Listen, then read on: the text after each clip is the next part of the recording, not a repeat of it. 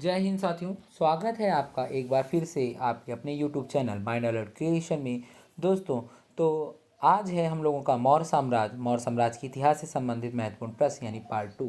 Part 1 में आपको विस्तृत जानकारी दी गई थी और अगर आपको वीडियो देखना है तो आपको उसका लिंक इस वीडियो के डिस्क्रिप्शन में मिल जाएगा। तो चलिए शुरू करते हैं पार्ट 2 में संबंधित महत्वपूर्ण प्रश्न। तो दोस्तों, पहला प्रश्न है, प्रथम भारतीय साम्राज्य किसके द्वारा स्थापित किया गया था? कनिष्क द्वारा, हर्ष द्वारा, चंद्रगुप्त मौर्य द्वारा या समुद्रगुप्त द्वारा? तो इसका आंसर सही हो जाएगा चंद्रगुप्त मौर्य द्वारा। जो प्रथम साम्राज्य था वो स्थापित किया गया था। कहा जाता है कि चंद्रगुप्त मौर्य एक ऐसे ऐतिहासिक सम्राट थे जिनका जो शासन था वो ब्रिटिश साम्राज्य से भी ज़्यादा बड़ा था। मतलब कहने का जो तात्पर्य है, वो उनकी जो सीमा थी, उनके साम्राज्य की जो सीमा थी वो ईरान से मिलती थी और उन्होंने ही भारत को सर्वप्रथम राजनीतिक रूप से एकबद्ध किया था यानी संगठित किया था। चलिए देख लेते हैं अगला प्रश्न। तो दूसरा और महत्वपूर्ण प्रश्न है, निम्नलिखित में से कौन सा सबसे पुराना राजवंश है? गुप्त, मौर्य, वर्धन या कुषाण? तो दोस्तों, सबसे जो पुराना राजवंश है वो है आपका मौर्य राजवंश। कौन सा है सबसे पुराना राजवंश? है वो मौर्य। और इनकी जो समय सीमा है वो 321 ईसा पूर्व से 184 ईसा पूर्व थी। मौर्य वंश की स्थापना चंद्रगुप्त मौर्य ने की थी। इसके बाद कुषाण वंश, गुप्त राजवंश और वर्धन राजवंश ने भारत पर शासन किया। अगला और महत्वपूर्ण प्रश्न है, किसके ग्रंथ में चंद्रगुप्त मौर्य का विशिष्ट रूप से वर्णन हुआ है? भास, शूद्रक, विशाखदत्त या अश्वघोष? तो आपको बताना है, मतलब जो चंद्रगुप्त मौर्य है उनके बारे में विस्तृत वर्णन जो मिलता है वो आपको मिलेगा विशाखदत्त की मुद्रा राक्षस में। किस में मिलेगा? विशाखदत्त की मुद्रा राक्षस में।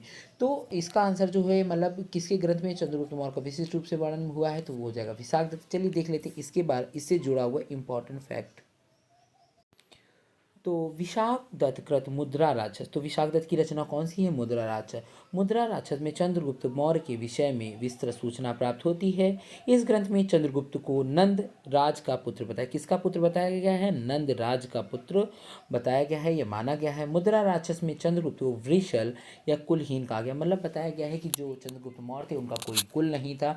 और लेकिन कई जो अन्य लेखक हैं उन्होंने भी अपने अपने मत दिए हैं कि मतलब वो मौर्य वंश से थे, वो पीपली वंश से उनका संबंध था। लेकिन जो इसमें इस प्रश्न में बातचीत की गई कि विशेष रूप से जो वर्णन हुआ है वो विशाखदत्त कृत मुद्रा राक्षस में हुआ है चंद्रगुप्त मौर्य के बारे में। तो चलिए देख लेते हैं अगला प्रश्न। अगला प्रश्न क्या कह रहा है, और अगला प्रश्न भी होने वाला है बहुत इंपॉर्टेंट। तो अगला प्रश्न है, यूनानी लेखक जस्टिन द्वारा किसे सैंड्रोकोट्स कहा गया? क्या कहा गया? सैंड्रोकोट्स कहा गया था। चंद्रगुप्त मौर्य को, चंद्रगुप्त प्रथम को, चंद्रगुप्त द्वितीय को या समुद्रगुप्त को? तो इसका जो आंसर आपका सही हो जाएगा वो हो जाएगा चंद्रगुप्त मौर्य। क्या हो जाएगा? चंद्रगुप्त मौर्य। तो ये जो मतलब जो लेखक जस्टिन थे उन्होंने ही सैंड्रोकोट्स कहा है। और जो विलियम जोन्स थे वो पहले विद्वान थे जिन्होंने सैंड्रोकोट्स की पहचान मौर्य शासक चंद्रगुप्त मौर्य से की थी। एरियन तथा प्लूटॉक ने चंद्रगुप्त मौर्य को एंड्रोकोट्स के रूप में वर्णित किया है, जबकि जस्टिन ने सैंड्रोकोट्स और सिकंदर महान की भेंट का भी उल्लेख किया है। ये मैंने जो वीडियो विस्तृत रूप से बनाया था उसमें सब दिया हुआ है, लिखा हुआ है। अगला और महत्वपूर्ण प्रश्न है, सैंड्रोकोट्स से चंद्रगुप्त की पहचान किसने की है? William Jones, V Smith, R K Mukherjee या डी आर भंडारकर? तो जस्ट अभी इसके पहले प्रश्न में मैंने बताया कि जो सैंड्रोकोट्स का नाम है वो जस्टिन ने दिया था चंद्रगुप्त मौर्य को। और इसकी जो पहचान थी सबसे पहले से चंद्रगुप्त मौर्य से किसने की थी? ये विलियम जोन्स ने की थी। और जो क्या नाम होते हैं, एरियन और प्लूटार्क हैं, उन्होंने चंद्रगुप्त मौर्य को एंड्रोकोट्स कहा है। सैंड्रोकोट्स जस्टिन ने कहा है, एंड्रोकोट्स आपका एरियन और प्लूटार्क ने कहा है। तो अगला और महत्वपूर्ण प्रश्न है, निम्न में से किसने सैंड्रोकोट्स और सिकंदर महान की भेंट का उल्लेख किया है? सैंड्रोकोट्स जो वर्णित है वो चंद्रगुप्त मौर्य है, प्लिनी, जस्टिन, स्ट्रैबो या मेगस्थनी? तो जो जस्टिन है उन्होंने ही चंद्रगुप्त मौर्य को सैंड्रोकोट्स कहा है और उन्होंने ही इन दोनों की मिलन का वर्णन किया है। किसने किया है? जस्टिन ने किया है। प्रश्न है, कौटिल्य किसके प्रधानमंत्री थे? तो बहुत ही इजी प्रश्न है, चंद्रगुप्त विक्रमादित्य, अशोक, चंद्रगुप्त, राजा जनक? तो इसका आंसर हो जाएगा आपका चंद्रगुप्त। जो कौटिल्य थे उन्हीं का नाम विष्णुगुप्त था और इस नाम से विख्यात होकर उन्होंने मौर्य साम्राज्य का जो एक छत्र राज था वो क्या किया था, उसका चंद्रगुप्त मौर्य की सहायता से स्थापित किया था। और वे क्या नाम बोलते हैं, मौर्य साम्राज्य में प्रधानमंत्री, महामंत्री तथा प्रधान पुरोहित के पद पर भी आसीन हुए। अगला और महत्वपूर्ण प्रश्न है, चाणक्य अपने बचपन में किस नाम से जाने जाते थे? अजय, चाणक्य या विष्णुगुप्त या देवगुप्त? तो जो चाणक्य हैं वो उनका जो बचपन का नाम है विष्णुगुप्त है। क्या है? विष्णुगुप्त। और जो चाणक्य हैं वो किसके पुत्र थे? वो ऋषि चाणक्य। किसके पुत्र थे? चाणक्य। चाणक्य के पुत्र थे इसलिए चाणक्य कहा गया, और उनका जो बचपन का नाम था विष्णुगुप्त था। और इन्हें क्या नाम बोलते हैं? द्विज सर्व भी कहा गया, यानी श्रेष्ठ ब्राह्मण की भी संज्ञा दी गई। और इनकी जो पुस्तक है वो कौन सी है? वो है अर्थशास्त्र। कौटिल्य का अर्थशास्त्र किससे संबंधित है? चंद्रगुप्त मौर्य के संबंध में नाटक, आत्मकथा, चंद्रगुप्त मौर्य का इतिहास, शासन के सिद्धांतों की पुस्तक। तो नौवां प्रश्न कह रहा है कौटिल्य का अर्थशास्त्र किससे संबंधित, मतलब किस क्षेत्र में, मतलब वो कहा जाएगा कि उसका जो लिखी गई पुस्तक वो किस क्षेत्र में लिखी गई है? तो वो हो जाएगा चंद्रगुप्त मौर्य के संबंध में नाटक है, कि चंद्रगुप्त मौर्य की आत्मकथा है, चंद्रगुप्त मौर्य का इतिहास है, या शासन के सिद्धांतों की पुस्तक है। तो जो महर्षि चाणक्य थे उन्होंने, या कौटिल्य कह दें उन्हें, तो उन्होंने क्या लिखा है? उन्होंने लिखा शासन के सिद्धांतों की पुस्तक, यानी यही आपका सही हो जाएगा। इसमें राज्य के सप्तांग सिद्धांत, राजा, आमात्य, जनपद, दुर्ग, कोष, दंड एवं मित्र की व्याख्या मिलती है। कितने कौन कौन से इसमें जो इनकी पुस्तक उसमें कौन कौन से लोग हैं?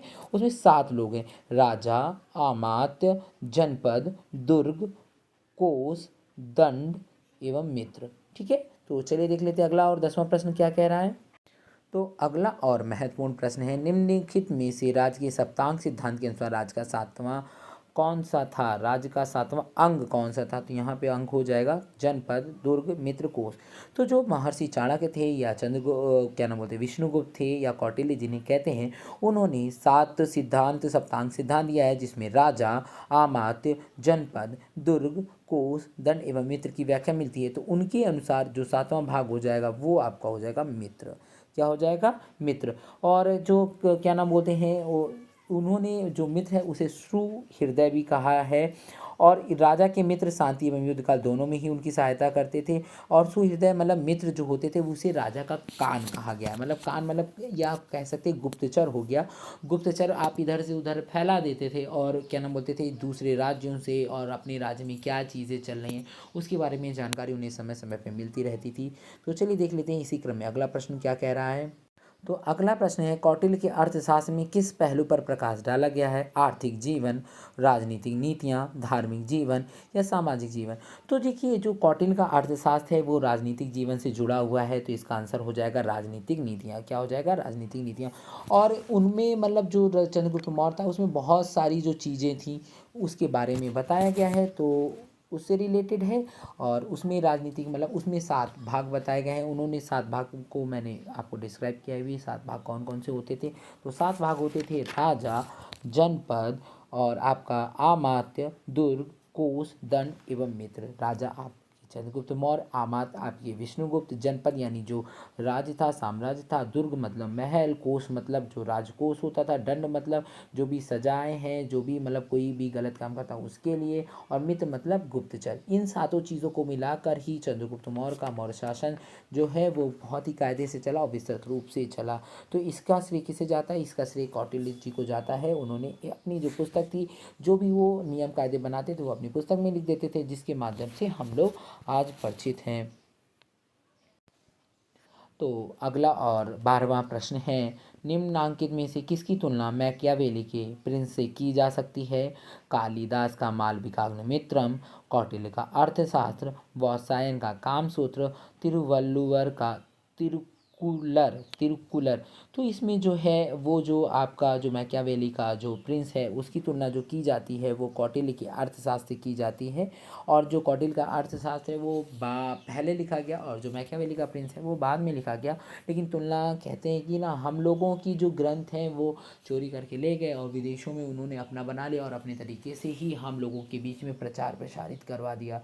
तो इसका आंसर हो जाएगा आपका बी, बिल्कुल करेक्ट। तो चलिए देख लेते हैं इसी क्रम में अगला प्रश्न।